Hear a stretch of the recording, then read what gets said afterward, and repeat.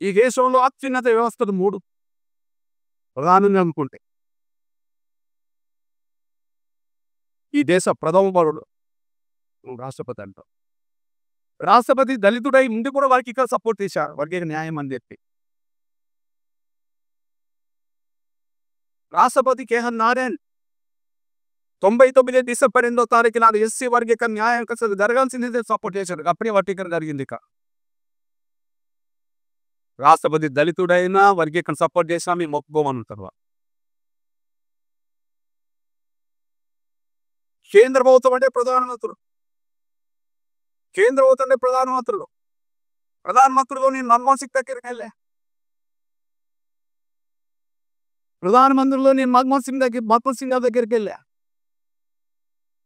నేను ఎన్నో స్వర్గీయ రాజశేఖర్ గారు ముఖ్యమంత్రి ఉన్న కాలంలో అన్ని రాజకీయ పార్టీలను, అన్ని రాజకీయ పక్షాలు సుధీర్ గారితో సహా అన్ని రాజకీయ పక్షాలు వెంబడి పెట్టుకొని పోతే ఖచ్చితంగా వర్గీకరణ జరగాల్సిందని చెప్పి కమిషన్ కూడా ఉషమ్య కమిషన్ ఇచ్చింది. అతని ప్రధానమంత్రుల మాటలు లెక్క చేయరు.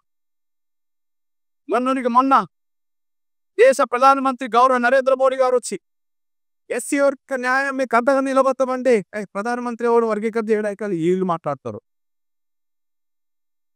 వాళ్ళు ప్రధానమంత్రుల మాటలు కూడా లెక్క చేయరు.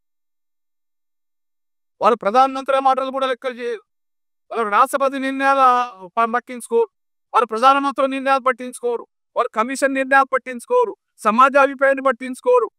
మేము దోసుకుంటాం అంతే. ఈ దేశ అత్యున్నత న్యాయాలతో సుప్రీంకోర్టు పాస్ చీఫ్ జస్టిస్ గౌరవ చీఫ్ జస్టిస్ ఆధ్వర్యంలో 7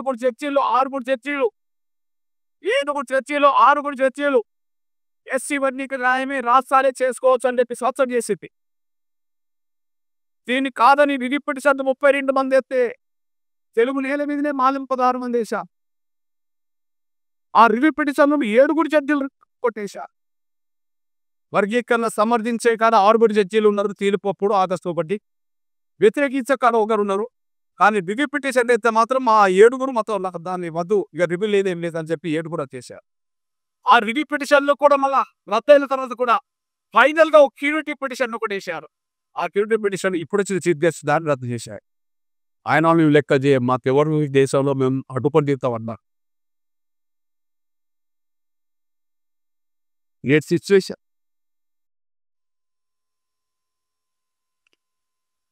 వాళ్ళు ఎవరు చెప్తుంటే దోసుకోవడానికి అలవాటు కాక, వాళ్ళు ఎవరు చెప్తుంటే దోసుకోవడానికి అలవాటు పడ్డ పౌర సమాజం వర్గీకరణ కోరుకుంటా, మానవ దళిత కులాల వర్గీకరణ కోరుకుంటుంది, రాజకీయ పార్టీల వర్గీకరణ కోరుకుంటుంది, కమిషన్ల వర్గీకరణ కోరుకుంది, ప్రధానమంత్రులు కోరుకుంటాం, రాష్ట్రపతులు కోరుకుంటాం, కోర్టులు కోరుకుంటాయి. మేము అందుకొని తీర్చాం అన్నంట. బలమున్న వాడు బలహీనుల హక్కులు దోసుకోవడానికి ప్రయత్నం చేస్తుంది. ఈ బలహీనమైన మాదిగ వర్గం తరపున నా సమాజం ఉన్నందుకు గర్వపడుతుంది.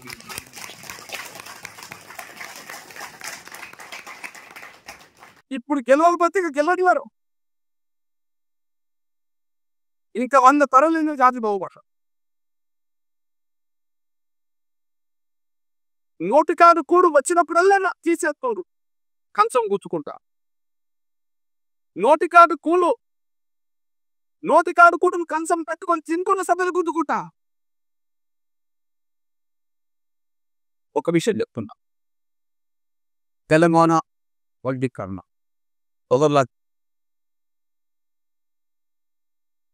తెలంగాణ ఉద్యమం ఒకసారి విజయం సాధించి మళ్ళీ విజయం కోసం మళ్ళీ త్యాగాలు చేయాల్సి వచ్చాయి.